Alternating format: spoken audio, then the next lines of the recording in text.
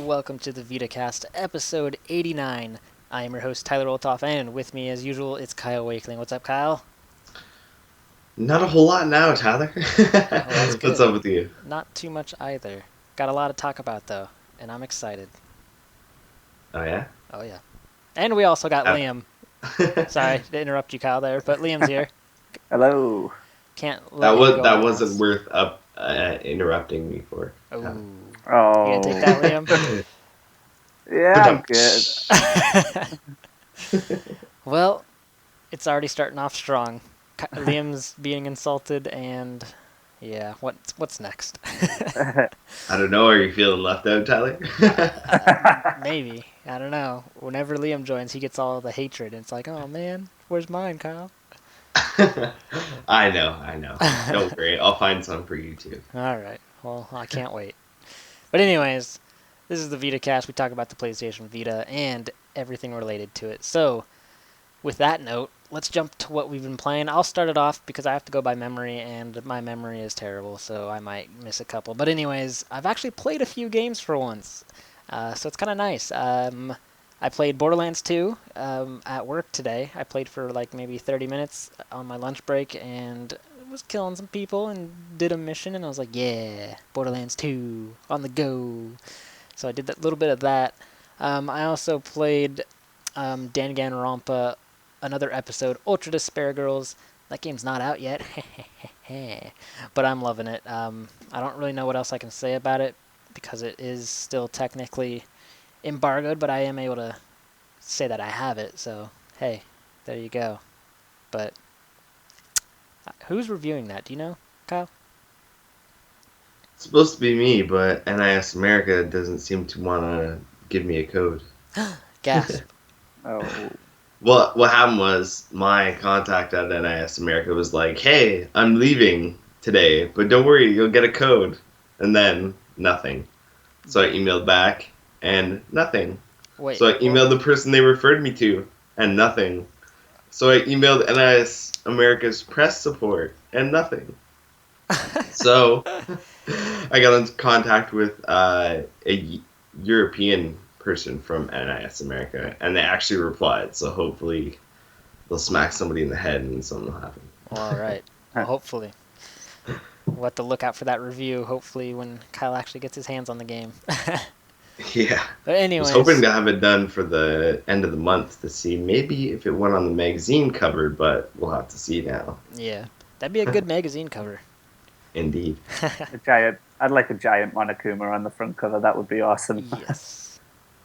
Anything Danganronpa on the front would be pretty awesome. Well, all right. What else did I play? Yep, my memory's terrible. I've already blanking on it. What is it called?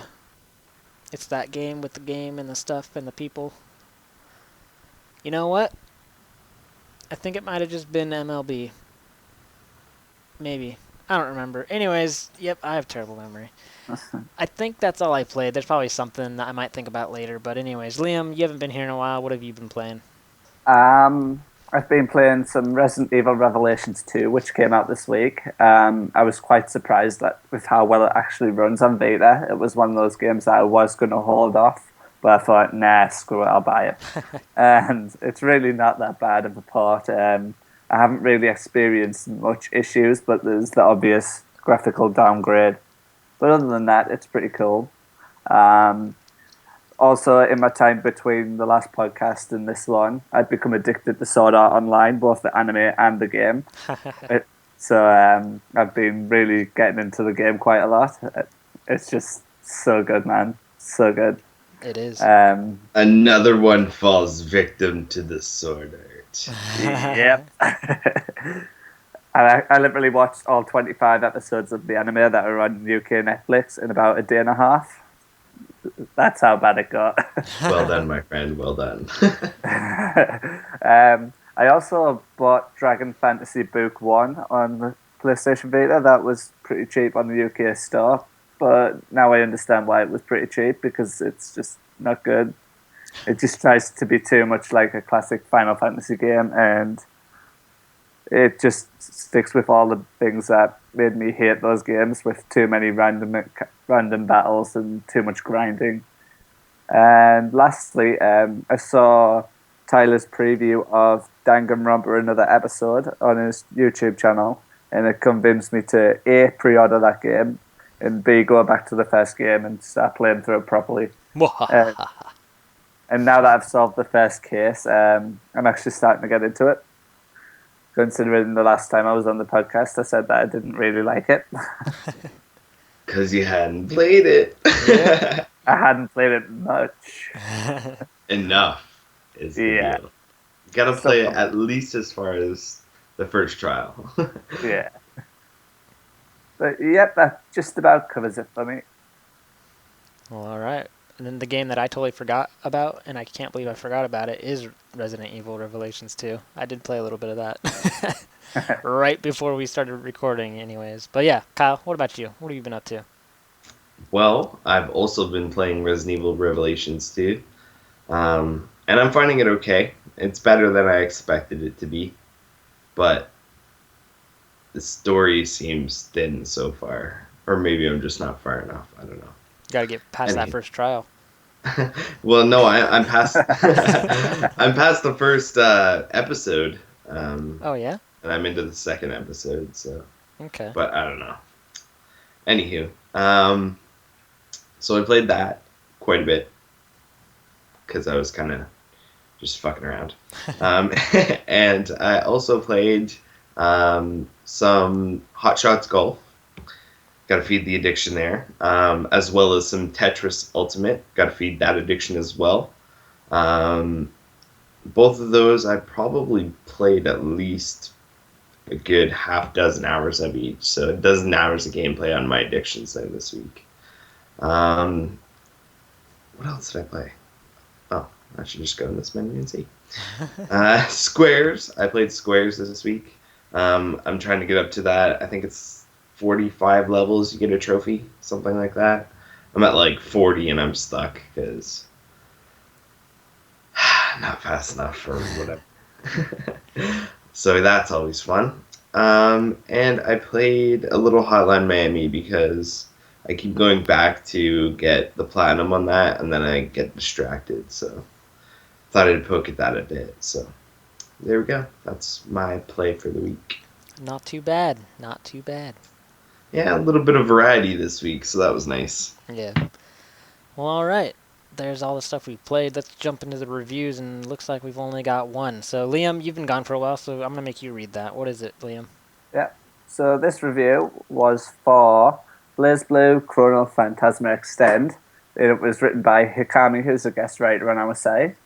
And he says, the BlazBlue series is a very technical fighting game that new players may find too daunting to give a try. However, Chrono Phantasma Extend is a very accessible game packed with lots of content. Newcomers to the series, returning veterans, and even those who have never played a fighting game before can all find some fun with it. And he gave it a 4.3 out of 5. Some high praise there. Yep. Although I hate fighting games, so I really have nothing to say towards this. What about you two? I played one of the earlier BlazBlue games on the Vita. I think it was the first one that came out on Vita. It's a very, very deep story, and I think it's one of those that you have to be invested in before you can commit to playing through it. But the fighting seems pretty solid, but maybe it's perhaps a bit too solid. There's a lot of complicated combos for you to get, and it doesn't seem quite as accessible as other fighters on the Vita, like Dead or Alive or Mortal Kombat. Well, Kyle, what about you? I'd have to agree with Liam there. It doesn't seem very accessible. It's always seemed like one of those fighters that's really too complicated to get into and be good at without investing, a ridiculous amount of time in. So I've avoided it, but with regards to the BlazBlue universe, I like X-Blaze, so you never know, I might like the story. Yeah. Well, again, I hate fighting games, so I have zero interest in this game, regardless of anything. But yeah, that's a pretty good review, so if you're into fighting games or the BlazBlue series in general, definitely check out the review.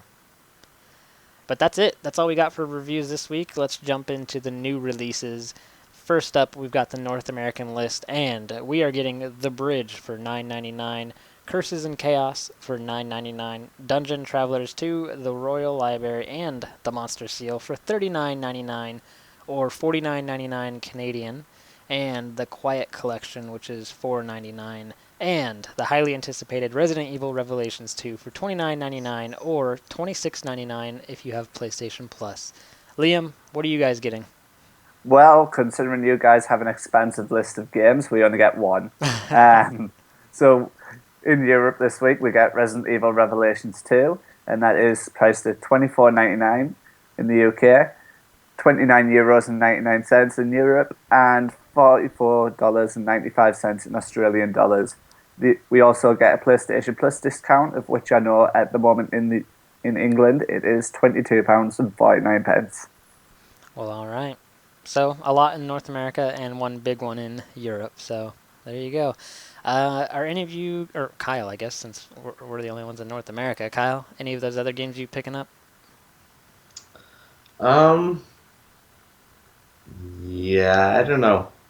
Dungeon Travelers 2, I'm kind of iffy on, just because, I don't know, it just seems kind of weird. Yeah. And people are saying it's really intensive, and I don't want to really play an intensive game like that, so I don't know.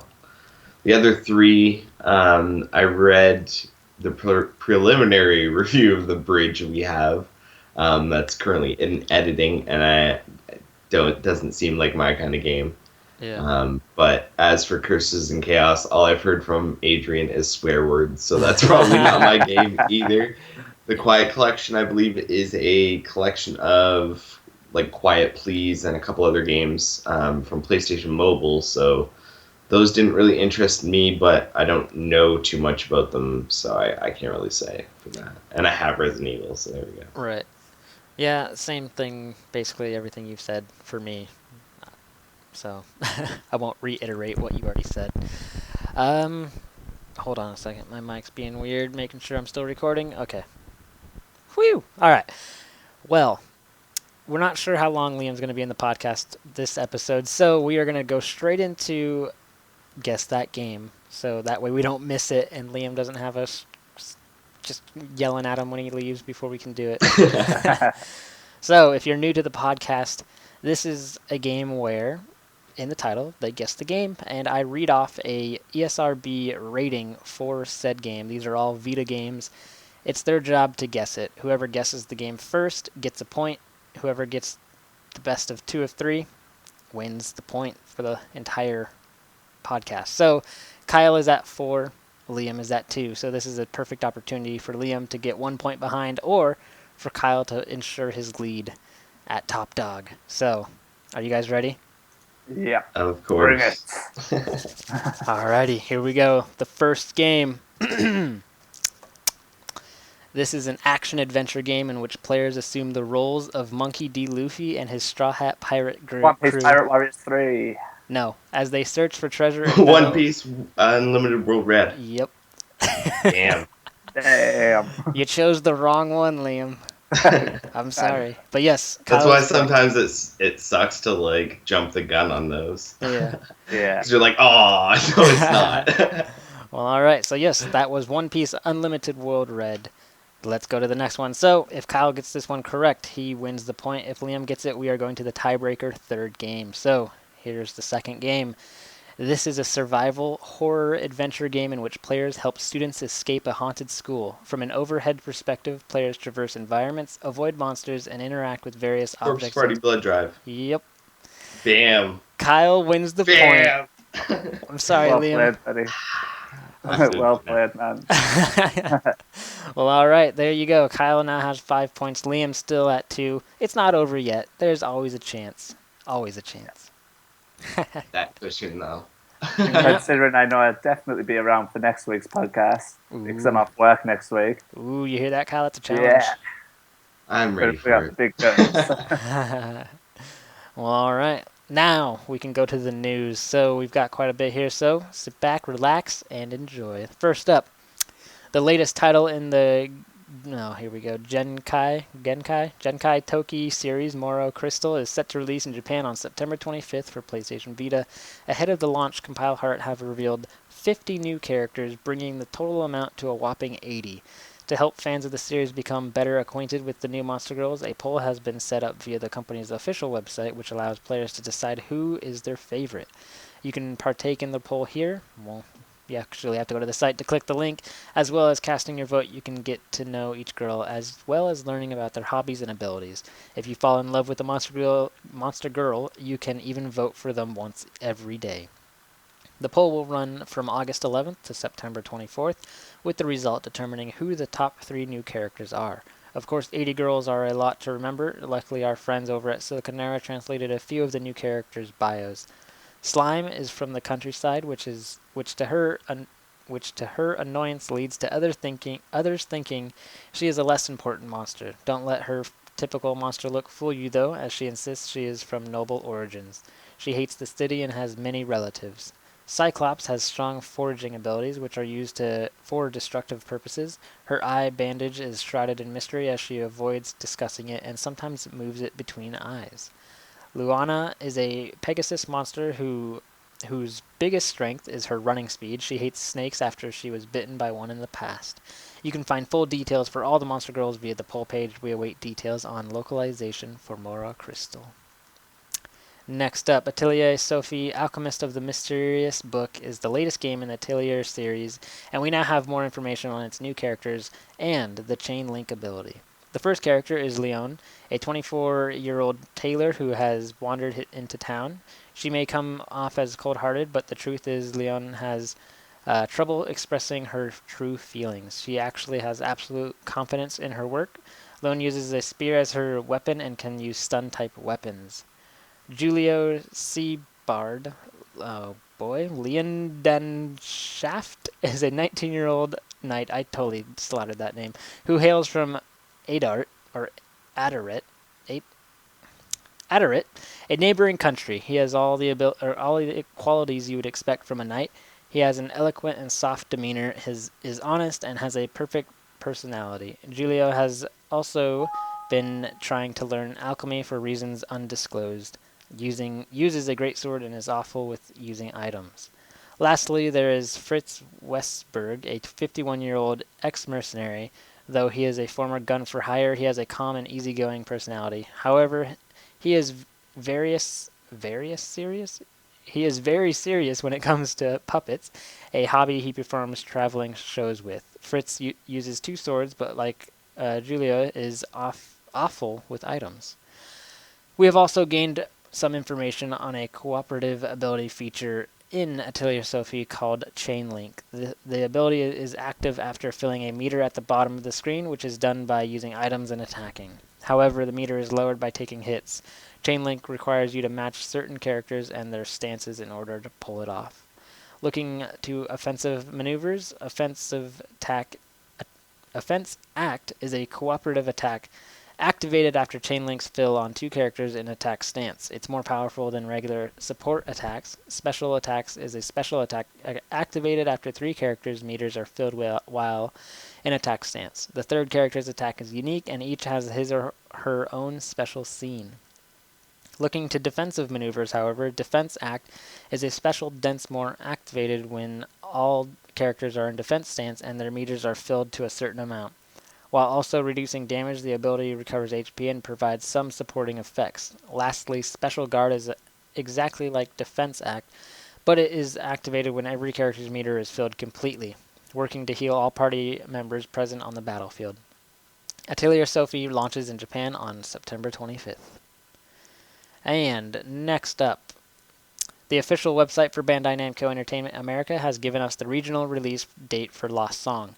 We received word that the other day that Bandai Namco Entertainment Europe will be releasing Sword Art Online Lost Song in their regions on November 13th, but no such word came from the North American branch of the company. Instead, the American branch silently updated its website to list a release date just a stone's throw from the European launch, November 17th. Are you excited? We know we are. Only 3 months left to wait. Just over a week ago, D3 publisher announced their bouncy roguelike RPG, Omega Labyrinth. Now we're finally getting some details. In Omega Labyrinth, you'll go on an adventure to make Aina Akimiya's wish of bigger boobs come true. But just who are the people you'll see on this adventure? Well, now we've got a bit of an idea. Here are the announced characters' details so far. Aina Akemiya is the protagonist of the story, voiced by Haruki Yamazaki. In an effort to increase her bust size, she's decided to take on dangerous dungeons in search of the Holy Grail of Beauty, an object said to fulfill any wish by its bearer. Neko Mimono is a close friend of Aina and is voiced by Aya Yoshida. She's known for getting herself into trouble, and even in the early dungeons, she took on more than she could manage and gets lost. Cyrus Susha is also a friend of Aina and is voiced by MAO. Intelligent, interesting, and of Russian ancestry, she often wears a ninja-like scarf she got from Aina. Pai is a cleavage fairy and is voiced by Emi Uema. Some of the characters will be playable, and for playable characters, one of the biggest things to worry about is your Omega Power. Omega Power will increase the chest size of your characters you're in control of, and when your uniform bursts open from boobage, it can damage the enemy. As your chest size increases, however, so will your status, and when you've reached maximum potential, you'll activate something called Hatsumune mode. In other news, points you acquire in dungeons can be used for things such as item purchasing and appraisal. You won't actually be able to know the details of items you find in dungeons right away, and must have them appraised via the OPI appraisal system. This involves placing the item between the character's breasts and jiggling till it becomes apparent what it is. Yes, for real. It has also been revealed that something called Agony Scent can be obtained in dungeons and is used to get the girls excited, whatever that means. Speaking of items, it has also been revealed that first print bonuses for the game will include the electric massage lance and hip shield items, both of which are more than a bit naughty. Lastly, it has been noted that aside from your main character, the leader, you can take a single partner character into the dungeons with you.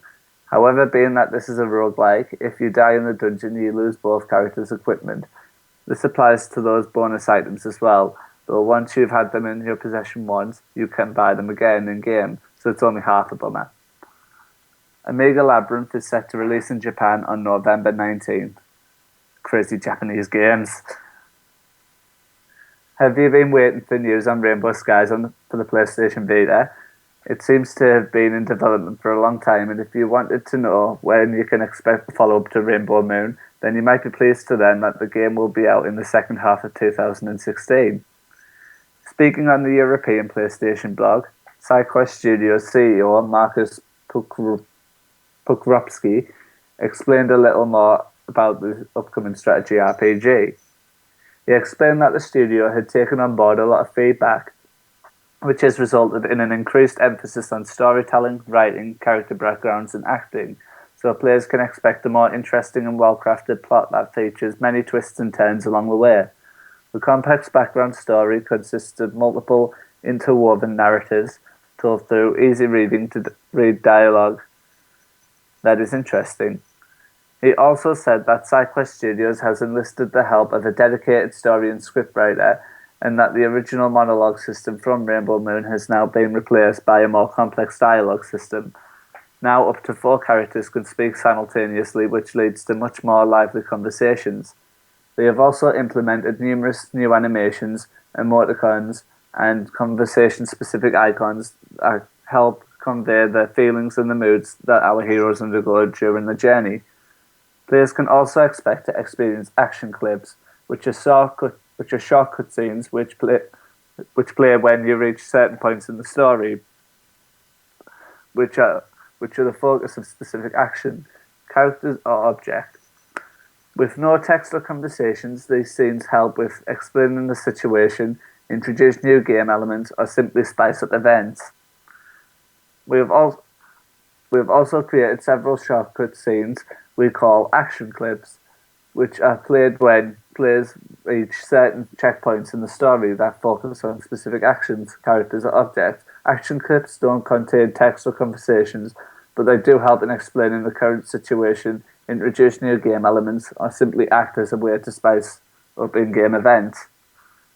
Reacting to feedback, Rainbow Skies will also have the ability to skip the increased storytelling at any time, and the game will keep track of everything in a convenient log detailing every mission and subtask, as well as handy information on your next objective so that you don't have to worry about missing out on vital information. Are you looking forward to Rainbow Skies? Well, it's still coming, you just have to wait a bit more. Any budding farmers here? There must be a few of you, because despite having 2 versions already released on the handheld, the Vita is set to receive a version of Farming Simulator 16. Details are very scarce at the moment, and we don't know whether this will be an overpriced port of the mobile version or a more traditional console version. My money is on the former, so stay tuned to TVL for more details. Brad reviewed Farming Simulator 2014 last year and didn't think it was that bad. So those of you with agricultural tendencies may well find something to get excited about. Alright, moving on. It has been revealed that the randomly generated creature taming RPG title Ceralim will be jumping onto the Sony ship and will be releasing on PlayStation Vita, PlayStation 3, and PlayStation 4. Originally a PC and mobile game, Ceralim has players defending a kingdom by taming and fighting a whole host of different monsters, over 300 in fact. You are the resident of a castle, which can be upgraded by adding new rooms and facilities. This leads you to unlocking more NPCs who can help you gain better monster types for your party. You can find monsters in the world of Ceralim by hunting through the wilderness, or if you're feeling particularly motherly, raise one from an egg. During the turn-based battles, you can select up to 6 monsters to fight for you at any one time. Your monster's abilities can be enhanced by finding equipment and augments to craft, as well as using spells. The game is rich with roguelike elements, particularly highlighted by its procedurally generated dungeons in which players can hunt for treasure. It's also possible to view where the monsters are lurking using the roguelike overworld, allowing players to avoid particularly tricky encounters. That's all for now, but keep your eyes peeled to TVL for future release date and pricing details. Next up, Kaga Create is set to bring PC visual novel Mahjou Koi Nikki to Japanese Vitas sometime in the future. Kubrand's visual novel Mahjou Koi Nikki, known as Witch Love Diary in English, is now set to come to Japanese Vitas and importers, though a release date or even a release window hasn't been announced. As for what the game's about, here's a synopsis via the visual novel database. Quote, Alice lives alone in an old barbershop in the shopping district of the rose-colored town. It was the second spring at her school and nothing special happened. That was until one day when she was exploring a clock tower in a forest a ways from the school with a friend and found a strange diary which had been dropped. She took it home with her, and when she opened it, the days of a young boy were spilled out there. It was the story of first love and a broken heart. End quote. The VNDB also reveals that one of the scenario writers is Najimi Yu, who left adult game maker Saga Planets after writing the season's games. That said, we are sure the game will be toned down from its 18+ nature. More information to follow. And next up, when Dengeki Bunko Fighting Climax launches in the West this October, a lot of gamers may find themselves confused with some of the characters in the roster. Some of these characters have never had any Western exposure, but luckily we've got some details on some of those individuals for you. Kenzer Barbotage is a character from Heavy Object, an anime which sees him as the lead protagonist. In it, he is an Alaskan mechanic who's learning to repair military weapons. During this time, he joins the 37th Mobile Maintenance Battalion on the front lines of war for the Legitimacy Kingdom. His special abilities include the use of guns and bombs to attack his opponents.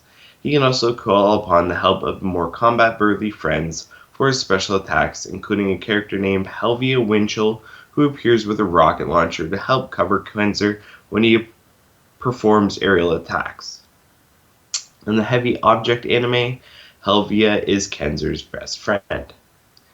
Next up is Irio Toa, the young female protagonist of the anime Denpa Ana Tosaishan Otoko. In the anime, she disappears, and upon her return, she believes she is an alien after suffering from amnesia. Although she eventually recovers from the amnesia, it plays a large role in the story. In Dengeki Bunko Fighting Climax, her abilities include a more defensive skill, which is taken from her personality in the anime, wrapping herself in her futon when she becomes nervous. As more of a support character, she will often leave the confines of her futon to act as a shield. Her fighting style can be rather generic, with her tripping into enemies to inflict damage upon them. Another support character that players may not know too much about is Mashiro Shina from the pet girl of Sakura Sao. She is known for her excellent art skills and is attending Suimi University, where she is aiming to get her degree in art. She is also the love interest of this particular anime's main character, Sarata. Her abilities in the game include her throwing bomb kuchin cakes at her opponents, as well as summoning 4 of Sarata's pet cats to attack her enemies. And lastly, we have Dekoro, the angel from Bludgeoning Angel of Dekoro-chan.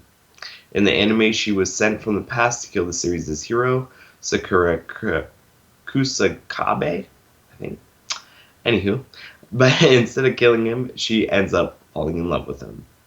In Dengeki Bunko Fighting Climax, she has 2 support attacks. The first attack sees her wielding a spiky club known as Excalibur, which she will use to hit her opponents.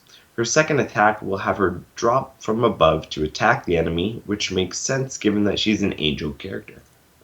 Dengeki Bunko Fighting Climax launches on October 6th, with the Vita version priced at $29.99. Alright, next up, Slovenian developer Motiviti will be bringing their 2D adventure title Elroy and the Aliens to PlayStation Vita. The game will be also available on iOS, Android, PC, and Mac. The title is centered around a witty, aspiring scientist named Elroy who goes on a world-saving adventure to stop aliens from destroying the Earth. The game will feature a hand-drawn 2D art style as well as an array of different puzzles to solve.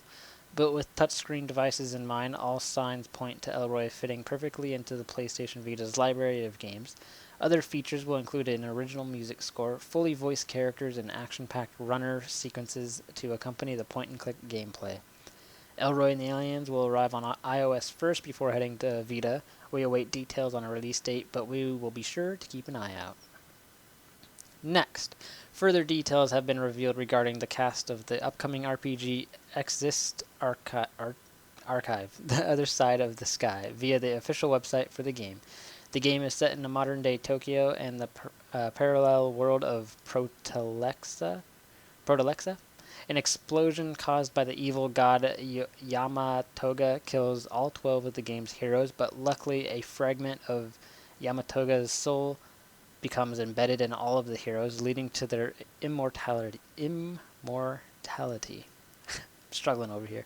Firstly, let's gain a better understanding of the game's main protagonists, and here is a ton of names that I'm going to slaughter, so sit back and enjoy. Kanata Kujo, by all accounts, he has had a good childhood. He grew up in an exceedingly wealthy family, with his parents being managers of a large company. He is quite quiet and does not like to stand out due to his strict upbringing and other people's curiosity for him. Although his parents were strict in his youth, he has a good relationship with them. His hair is naturally white. He has known Rans since he was 7, and his parents have decided that they are to wed. And speaking of Rans, we've got Rans Miwakawa. She is described as a high-status lady, well-schooled in traditions. She is skilled at kudo and using the Naginata? I don't even know how to say that. And is Naginata. That's what I said, Kyle. Naginata. And is extremely active. She is classmates with her fiance Kanata. I guess they are getting wed, as she is an Orthodox honor student. She has many male and female admirers. She is a very caring person and puts satisfying the hopes of her parents above her own. When the incident occurs, her emotions, which she is hiding, surface. Next up, we've got Mayuro Tsukishiro. Nailed it. She recently met Kanata at Protalexa. She also has white hair. However, hers was caused by a disease. She has lost all her memories since she came to a different world, and she only has a weak connection with her home world. Though she is uneasy about returning, she is still attempting to go back, though she keeps this fact secret from her comrades. Next up, we got Tokishi whatever. A young man who also met Kanata at Protalexa. Like the other members, the explosion of Yamatoga's soul caused him to be sent to Protalexa. Although he feels he is not a good person, he is very thoughtful of his comrades. Another fun fact is that he enjoys fishing, though it really doesn't suit him. Next up, we got Haru Najiko, a bright and cheerful girl who is also a classmate of Kanata. She is part of a friendly gang of 4, which includes Kanata, Rans, and Mitsuhide. Like Rans and Kanata, she was also affected by the incident. And we've got Mitsuhide, and oh man, this is terrible. Mitsuhide Yasakata, another classmate of the protagonist, part of the family group of 4. He is very sociable and is able to soothe out arguments that happen around him. He has a lot of respect for his late grandfather and tries to meet his expectations. And we've got Ren Ogami. He was born into a Zaibatsu, and due to his special upbringing, he does not have many friends and is often alone. He is friendly but tends to keep his own objectives secret from everyone around him, making him seem cold. He doesn't think highly of himself and thinks about his doting father and grandfather. And next we've got Amatsume, a goddess who protects Protalexa. She personally got rid of Yamatoga to stop the resurrection of the evil god Yamatoga. She summoned the 12 people containing the soul of Yamatoga to Protalexa. As a result, her power was squandered. And we've got Yamatoga.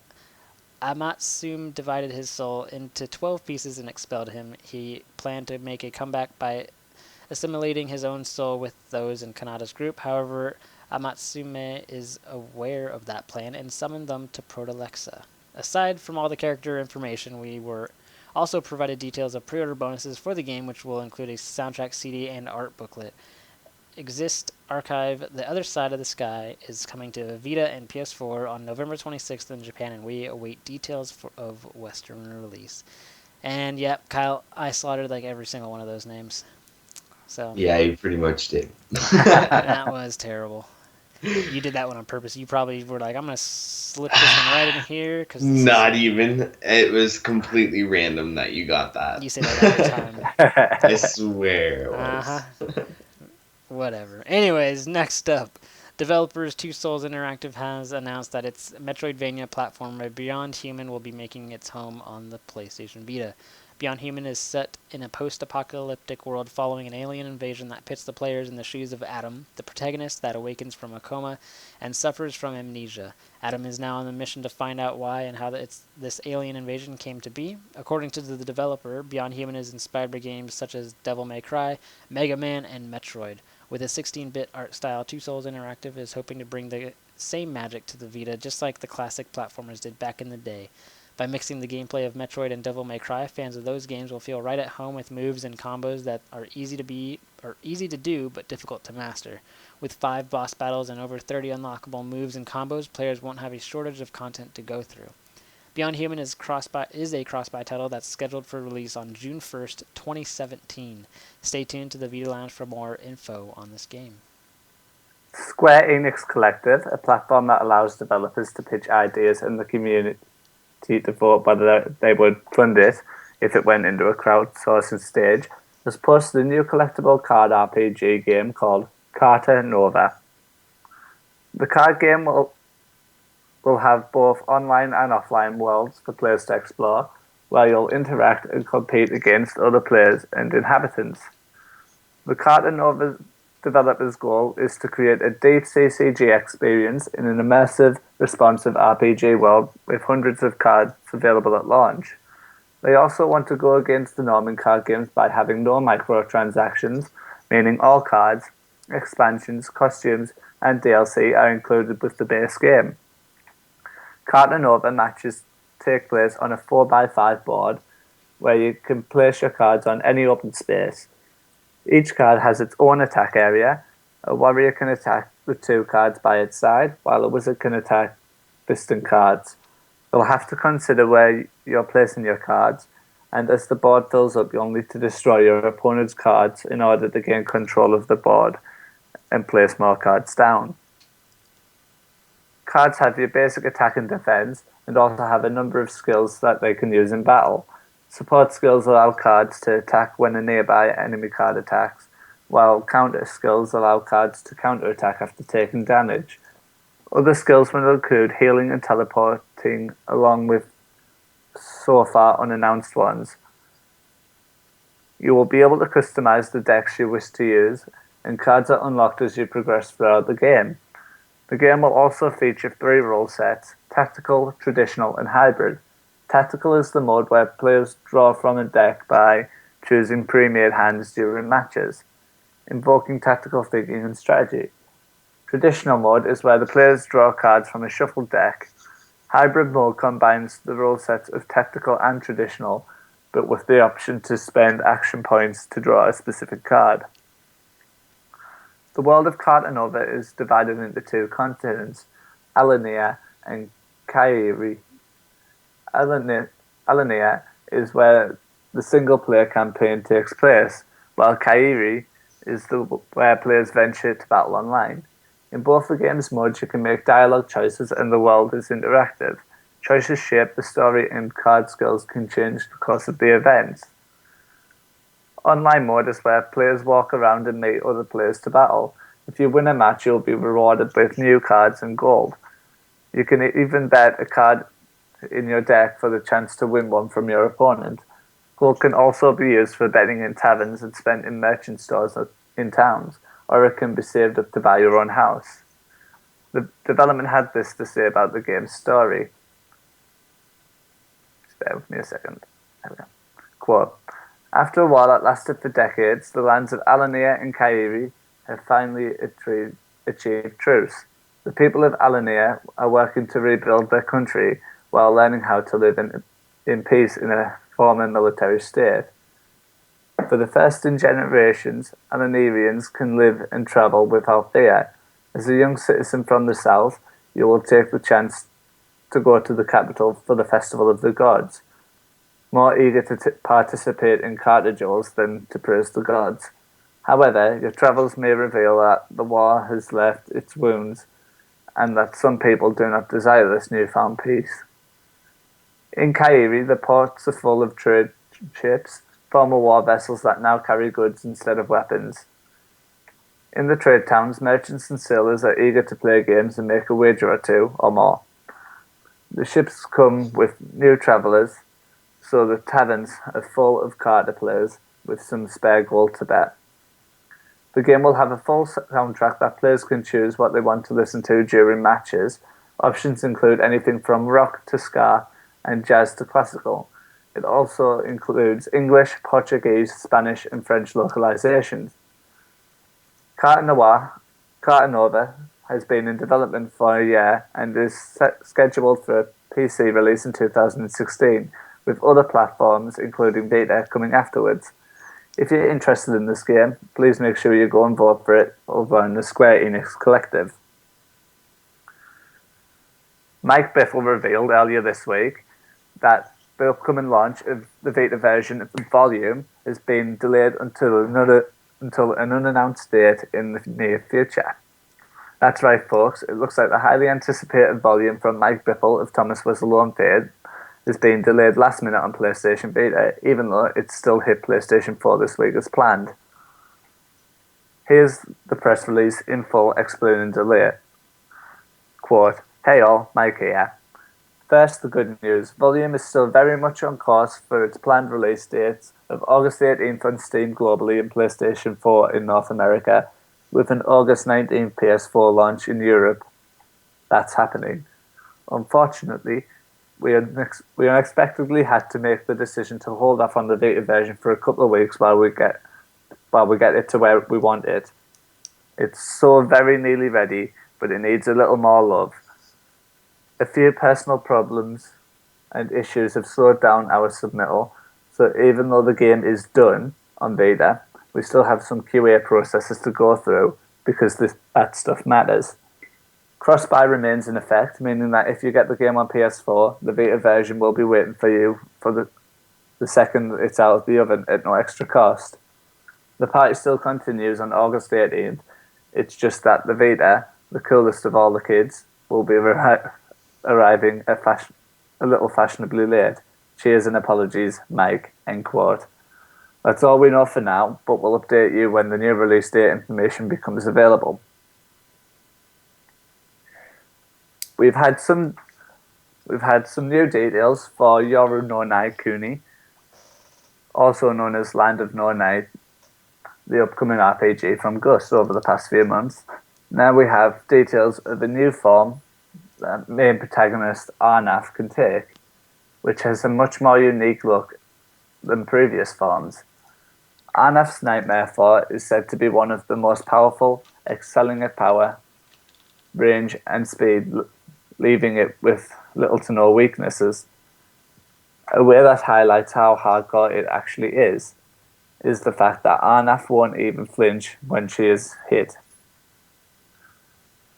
Just like all other forms, the Nightmare Form provides benefits to Arnaf's demon subordinate servants.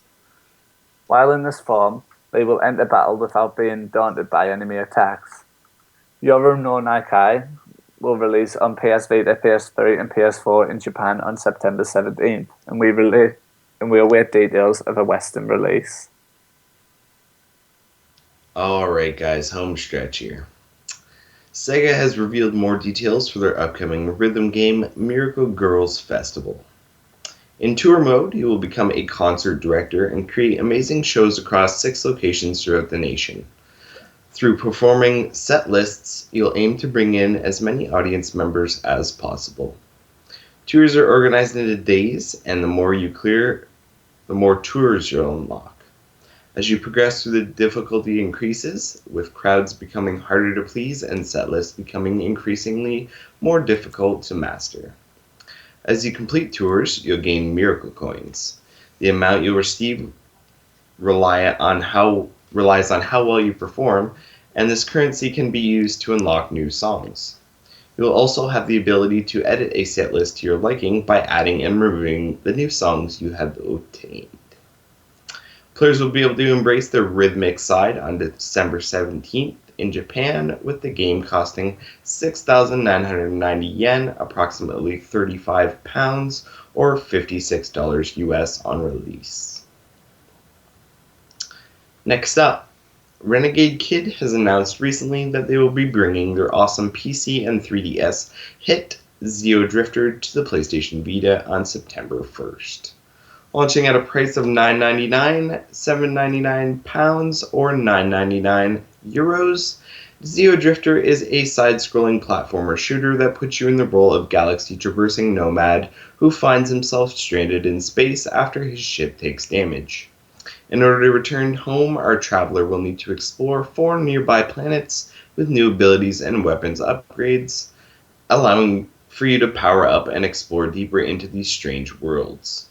Zeo Drifter will feature cross-buy with the PlayStation 4 version, so if you fancy some classic platforming in the depths of space, then be sure to check out Zeo Drifter when it releases. And the last bit of news. Koei Tecmo and Famitsu have revealed that Dead or Alive Extreme 3 is coming to Vita in Japan. Well, the existence of Dead or Alive Extreme 3 has been known for a short while now, a couple weeks actually. We hadn't heard much about release platforms until now. Extreme 3 has been revealed to be hitting PlayStation 4 and PlayStation Vita in Japan and Asia sometime in the future. Not much has been revealed aside from that, however, though we are set to get more information when the next issue of Famitsu drops on August 20th. And that's the news. Are you guys awake? Yep. Oh yeah, we're good. All right, good. So moving on, talking points. As usual, we usually go into talking points, and the first one is announced and release games we're looking forward to from the week. Let's skip Tyler and go right to Liam. What's up, Liam? What do you like? um, so obviously Sword Art Online. I can't wait for that. um, I'm not sure. I've always kind of wanted to try one of the farming simulator games, so I might give Farming Simulator a look when that releases. Um, Beyond Human, I know that releases way in the future, but I'll definitely be giving that a look when it comes out. And also Volume. I was really excited for Volume coming out in Vita this week, but it literally got delayed the day before launch, which we kind of suspected considering we had been in contact with the developers and we got no response, and we were like, well, that's a bit weird. So that happened. And also, Zeo Drifter looks quite fun. It looks like a Metroidvania style game, so I'll definitely be giving that one a look as well. Is that it? Yep. Awkward silence. Awkward silence. Well, all right. Kyle, what about you? I don't think so, Tyler. What about you? Ooh, look at that. Oh, Reversal. Ugh, are we playing like Uno right now? You just threw the reversal card on me? We're playing. I just reversed it, and it's your go. Okay. All right. Rainbow Skies looks pretty interesting, although I'm not far in Rainbow Moon. But I loved what I played in Rainbow Moon, so we'll see about that. Also, where did it go? And I lost it. It's gone. Where the hell did it go? Oh, Beyond Human, yeah. That one also looks quite interesting. I want to know more about it, and yeah, I'll definitely keep my eye out on it. Although I think that's the one that said like 2017 is when it's coming out. yep. So that's like so far away. So I'm gonna completely forget about that game for a while. Um, Also, yeah, that farming simulator. I've been interested in trying one of the games, but I don't know. Every time I look at it, I'm like, no, don't do it, don't do it. Oh wait, no, don't do it, don't do it. So we'll see. I'll do the same thing probably. Other than that, I don't think there's much from the news that I'm super excited about. So, yeah, what about you, Kyle? All right. Well, I guess I'll answer now. Um, so, of course, I'm excited for Sword Art Online Lost Song, and the fact that we actually have a North American date now is freaking awesome. Um, that Omega Labyrinth game looks really interesting, and the fact that it's about boobage is completely up my alley. So I'll be keeping an eye on that one. Um, Dengeki Bunko Fighting Climax, anime characters plus fighting, I'm down. Um, what else do we have here? Exist Archive, I don't know. The way that the game looks when you're actually like playing out on the field kind of turned me off, so I don't know. It's one of those things I'm going to keep my eye on, but I'm not expecting to be day one buying it.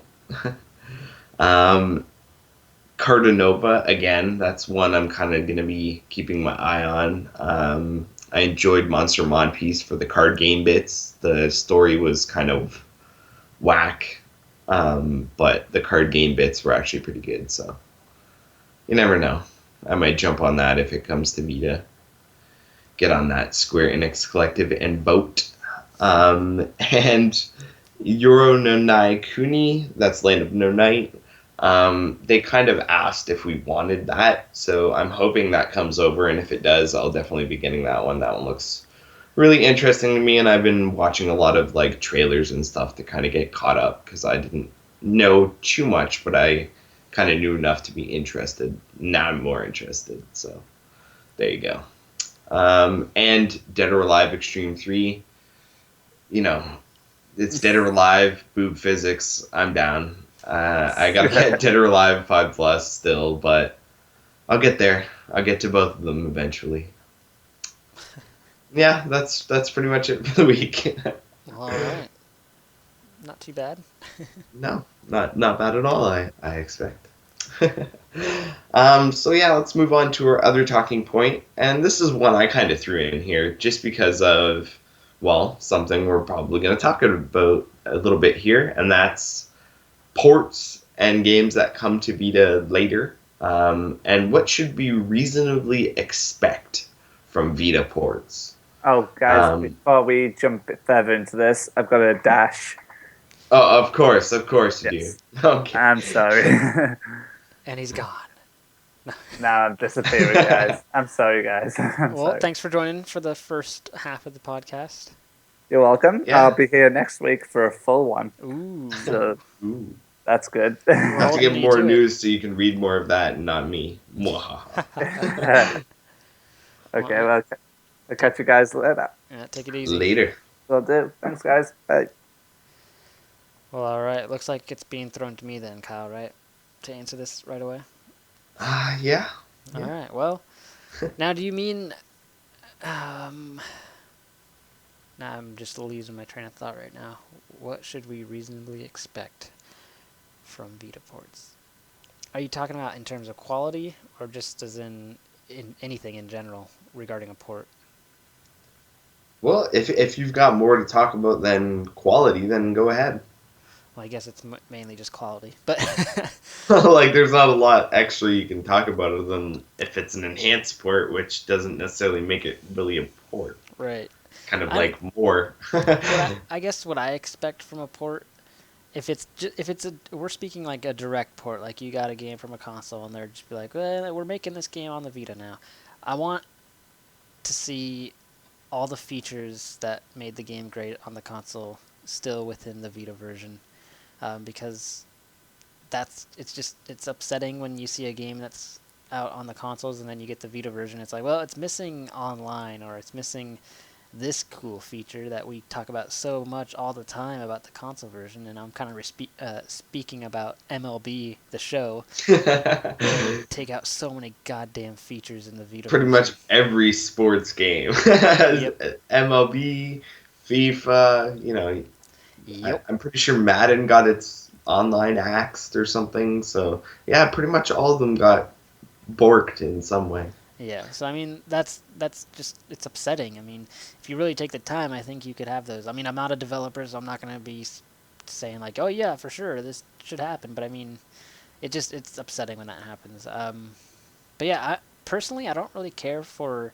like having the graphic exact same thing unless it's like a really like if you have like Shovel Knight, I guess, like the 3DS game coming over to the Vita. I mean, that that should look better on the Vita. But like going into Resident Evil Revelations 2, I obviously was expecting it to be lower graphics, and that doesn't bother me. If it plays well and I'm having a good time, graphics are not gonna really bother me that much, even though they are really turned down compared to the consoles. But it still doesn't matter as long as the gameplay to me is solid. So yeah, I just expect the game to run well and have all the features. What about you, Kyle? Well, I think those are some good things to want. Um, I'm definitely with you on the fact that things need to have the features there. I'm not necessarily too worried about the graphics. I like graphics, and if the game looks pretty, I'm more likely to buy it. But at the same time, if the game plays like shit and looks pretty, I'm less likely to buy it. So don't fuck up your game with prettiness to get me to buy it, because that's not gonna work. Um, so yeah, like I've been playing Resident Evil quite a bit. I'm not super far. I haven't completed the game. I'm only like through the first episode, so I think that's a couple chapters, one or two chapters. But anyway, I'm through the first episode, and it plays fine. Like, as far as going into it and coming at it from like just I want to play this game, I've never played it before perspective, I'm not seeing anything wrong with it. I mean, you expect it to look different. It does look different. I've seen comparison shots, and yes, the console versions look better. I don't care. I want to play the game, and I don't want to play it tethered to my PlayStation 3 or PlayStation 4 or whatever the hell else you would play the game on. I want to play it on my Vita where I can move around my room and walk into the kitchen, make coffee, and do all the things that I do as a multitasking human being without being encumbered by where the hell's the TV and where's my controller.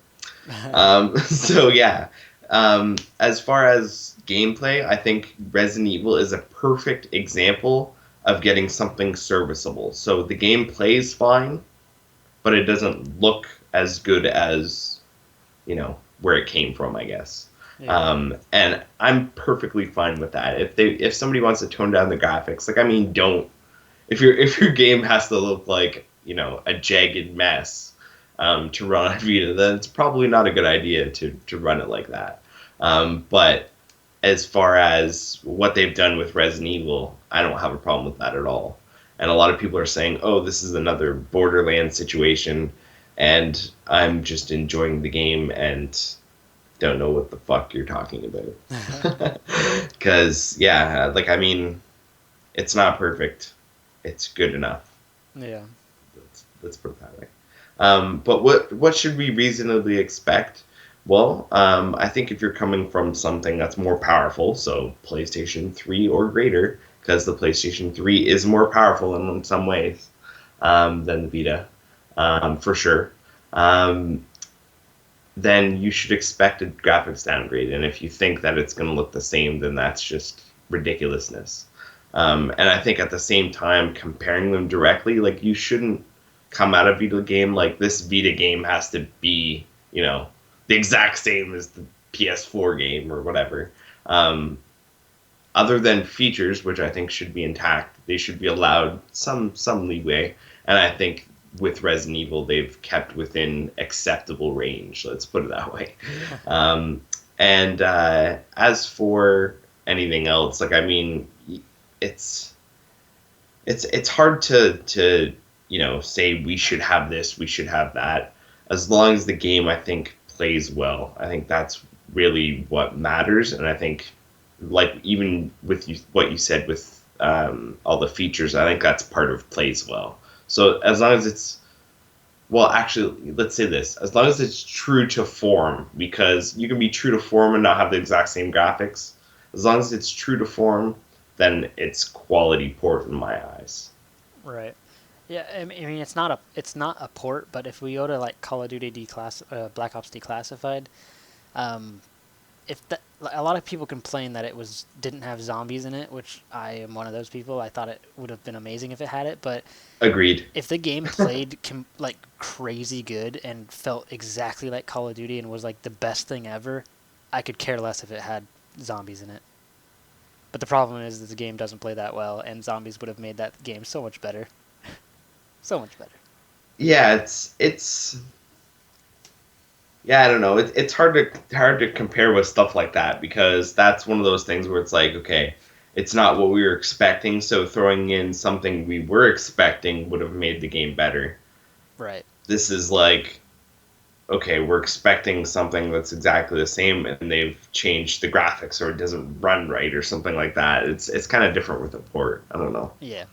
It's hard to, and even things that they've redone, as soon as you start adding content and stuff like that, it gets complicated, because you have to add code that accepts that content, and then what if that's, it's just a lot of shit. So even enhanced ports are kind of a gray area as far as ports. Yeah. I consider things, when you're talking a port, Resident Evil Revelations is a port, because it's taking all that content and just giving it to you on Vita. Yeah. Well, all right. Yeah, I think we've answered that, talked about that pretty good. I think we should jump into the listener mail before too long. We got some long ones here. Yeah, sounds good. Would you like me to read the first one, or do you want to take that one? You can read it. Alrighty, first up, I just watched Mark the Geek's YouTube video on PlayStation Now. He had some problems with it, but updated that experience is getting better. Mark said the subscription for 1 month is $19.99 US. That is $239.88 a year. Or there is a 3 months for $44.99 US. That is $179.96 a year.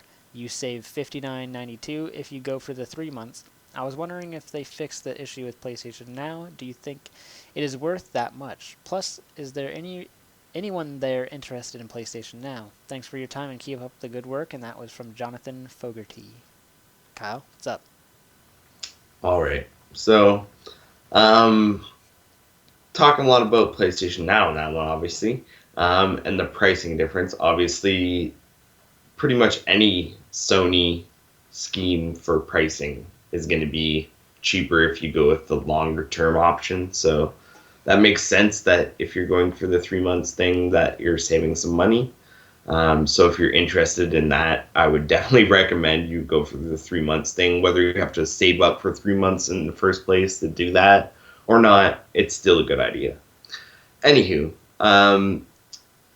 do you think it's worth that much, and is there anyone interested? Okay, well, see, the issue really with PlayStation Now isn't so much that there's an issue with PlayStation Now, it's that there's an issue with internet.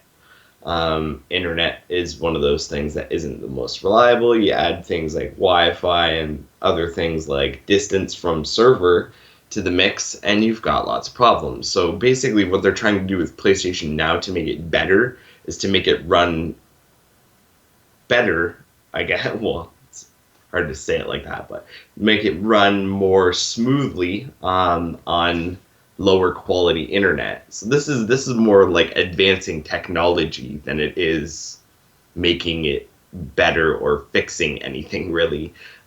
So like, I mean, if you have good internet like me, I can walk around pretty much anywhere in my house or go pretty much anywhere and connect back to my house with proper internet, and remote play any of my shit with no problems. So a lot of people say they can't do that, and there's a lot of reasons for that, routers, etc. Internet is another one of them, where you're connecting to, if you're connecting outside of the house, if you're connecting outside of the house, there's lots of variables. But with PlayStation Now, the big one is your internet. So they have to serve, this game to you over this distance, and your internet fluctuates and it's trying to compensate, and there's just so many variables that it's kind of crazy.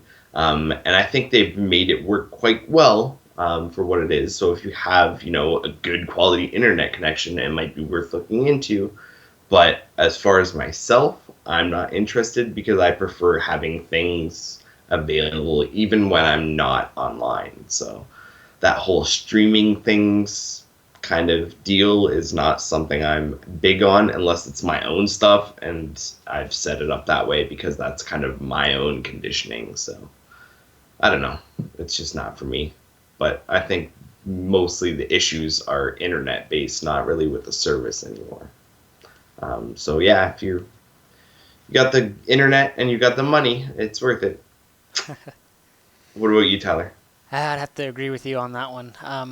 Internet money, go for it. But for me, I just don't see the value in it. There's not really much that I would want to jump into and stream and play and whatnot. And yeah, I mean, I've already got a giant backlog of just Vita games. I don't need to start jumping into PS3 games I missed and trying to catch up on that stuff. So, I mean, it's a great product that they're giving people to use that are wanting to catch up on these games and whatnot, and this is their only option. But again, yeah, that is pretty pricey, and you have to have some good internet. So, I mean, I believe you can download the app and test your connection, your streaming capabilities without having to pay anything. So you could always do that first and not have to drop $20 on a month subscription to just see if it works and whatnot. But yeah, be careful doing that. Uses a lot of internet. But yeah. So thanks, Jonathan, for your question. Let's jump into the next one, which is also from Jonathan. Kyle, you want to take this? Alrighty. So yeah, Jonathan followed up, and here's what he had to say. I just had my birthday on the 3rd. My wife and kids got me a $70 GameStop gift card. So the next day I went to GameStop to get Lego Jurassic World because of the review that the Vita Lounge gave it. Now I'm just going to insert this here. That was Tyler. So there you go, Hey. Tyler. Little thumbs up for you. Anyway, moving on. GameStop said they didn't have it, and the closest one was 37 miles away. Then the GameStop employee tells me that they don't get any new games in unless you pre-order them. Plus, I tried Walmart and they didn't have it. My question is there some way we can tell PlayStation North America to get off their ass and advertise the Vita here so we can buy the games? Seems like they don't care about us in the United States. I ended up having to get a PlayStation card and download it. Sorry for the rant, just irritated at PlayStation North America. Thanks for your time, Jonathan Fogarty. So, what do you think about that, Tyler? Well, first off, happy birthday, late birthday. Yeah, that's very frustrating.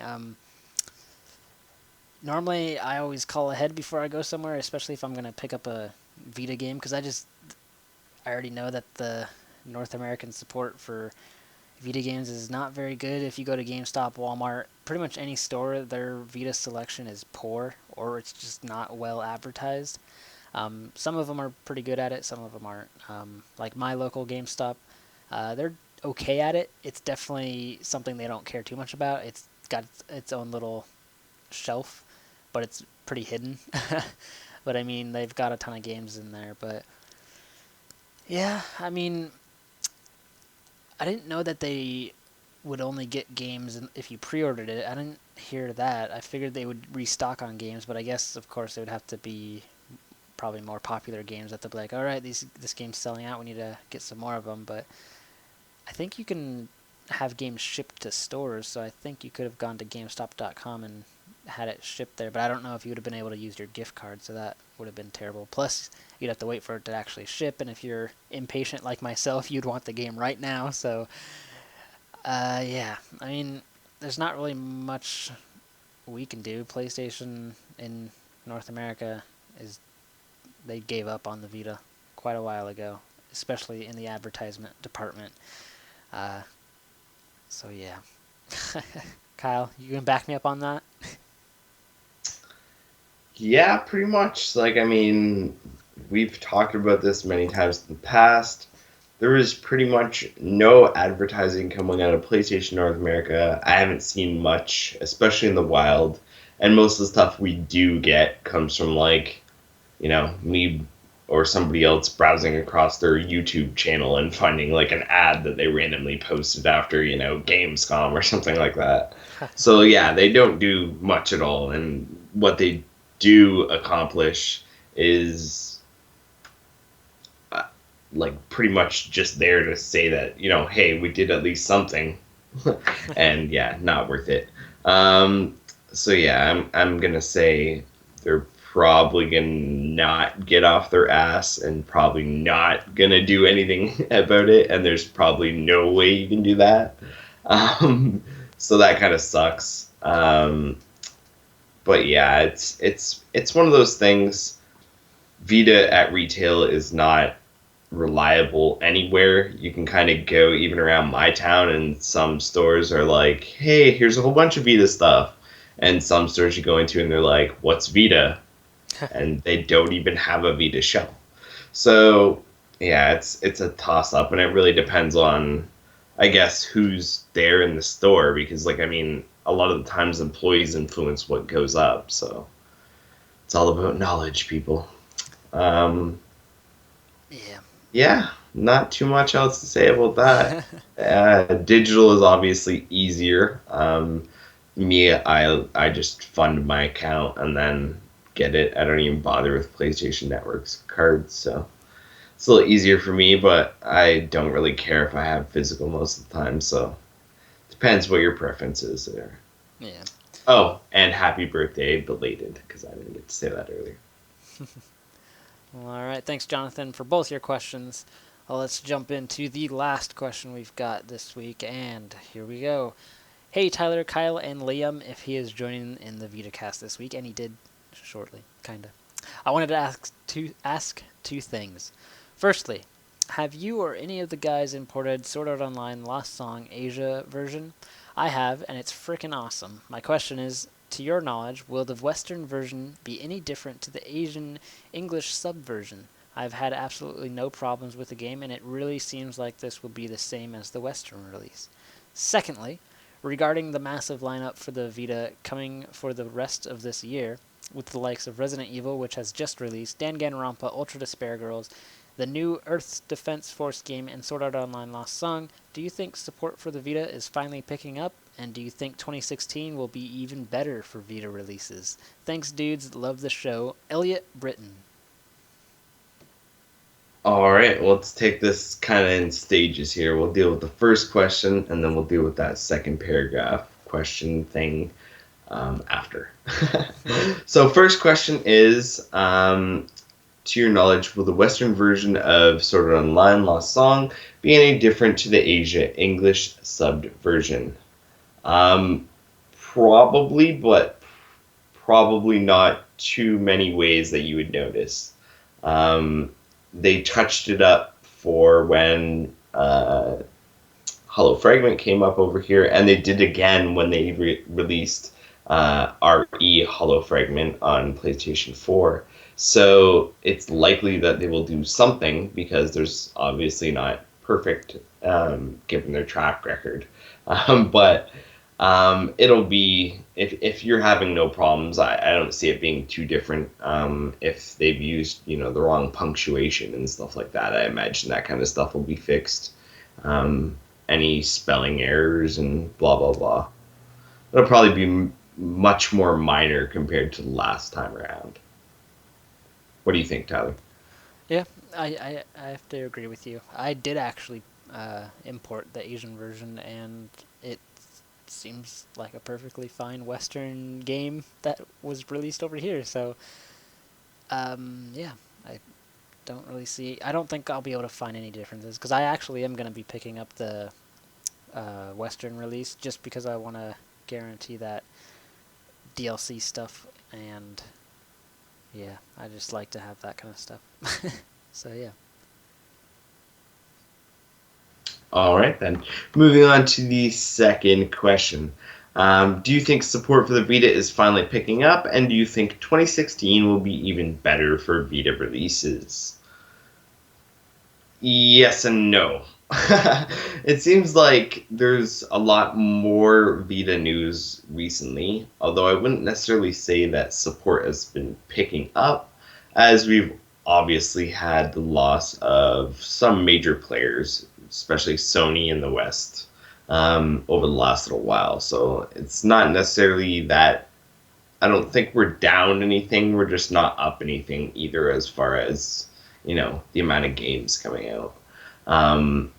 The other thing is, I've noticed a lot recently, a lot of game announcements, so it's not like we're slowing down any. And a lot of this stuff isn't coming right away, so as far as, do you think 2016 will be even better for Vita releases? I don't know about better, but just as populated for sure. It seems like there's a lot of stuff, even now that we've had confirmed is coming out in 2016, a lot of stuff that we know is no way going to make 2015.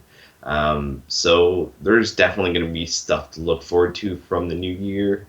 And I think into 2017, there's even a couple things that I've heard. So, including that one that we were just talking about there in the news that Tyler's interested in. So, I don't think we have to worry, at least in the short term. Yeah, again, I'm just going to be lame and agree with exactly what Kyle said. There is quite a bit that I'm excited for in 2016, and it's looking pretty good. Just as good as I think 2015 is. So, yay! The Vita lives still. Yeah. Thank you, Elliot, for your question. Did you want to add anything, Kyle, or are we good? No, I think we're good. Well, all right, let's jump into check this out, and it is something that I am going to bring to you, and it is, I think I've already said this before, but I'm going to say it again because it's the Ultimate Edition, and it is Helldivers Super Earth Ultimate Edition, and it is basically the full game with all the DLC stuff that they've been adding. And I don't think it comes with all the DLC weapons and stuff like that, so don't be thinking you're getting all that. I don't think you are. But anyways, you get the full game with all the updates and a bonus. Oh wait, hold on. Never mind. Ignore what I just said. It includes the full game, Masters of the Galaxy, and Turning Up the Heat expansions, 11 DLC packs, and a bonus weapon pack. So there you go. You do get all of the DLC packs. I don't know how much it is because, whatchamacallit, Sony's store says I already have it, so it won't let me buy it. Pretty sure it's $39.99. Well, all right, there you go. That is a pretty good deal. The game by itself is $20. All the DLC adds up to probably over 60. So go snag that. That game is a lot of fun, especially if you have friends to play with. It is cross-play, it's cross-chat, cross-save, and cross-buy. So I mean, you're crossing everything, and it's just a lot of fun. Just don't cross the streams, because if you shoot at your friend, you're going to kill them. Yes, and you will kill your friends, and you will laugh, cry, and yell at people for doing so. So yeah, go check that out. All right, Kyle, we've got some threads here. What are we going to look at for these threads? What are they? We do have some threads this week. We are blessed with threads to look at. So first of all, we have a thread called Game Over. And basically this one was started by Selinson. And he talks about playing X-Blaze Code Embryo and running into a short and quick end somehow. He says, are there any games you've played where you had to restart totally from the beginning?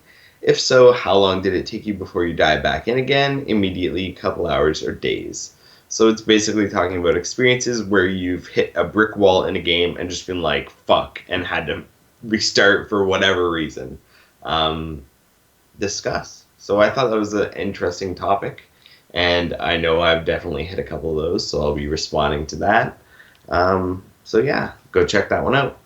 The other one is Metal Jesus posted, and he posted a PS Vita Hidden Gems help thread. So basically what he's looking for are some hidden gems that you would like to see him show off in his videos. He's a YouTuber. And he says there are 2 rules. The game needs to be fun and needs to be somewhat unknown. So if you've got any hidden gems that you know about for Vita, stuff that's not obvious or highly recommended, I guess, pop on and tell him about it, and maybe he'll throw him in his video, give you a shout out, kick you in the head, I don't know, something. All right, some good, interesting threads there to check out. Indeed. All right, Kyle, we're out of here, right? We are. Feels like a short one, but it's not. Yeah, it's about what we've been doing lately. Actually, this one's probably the longer of the couple that we've done. So let's get out of here.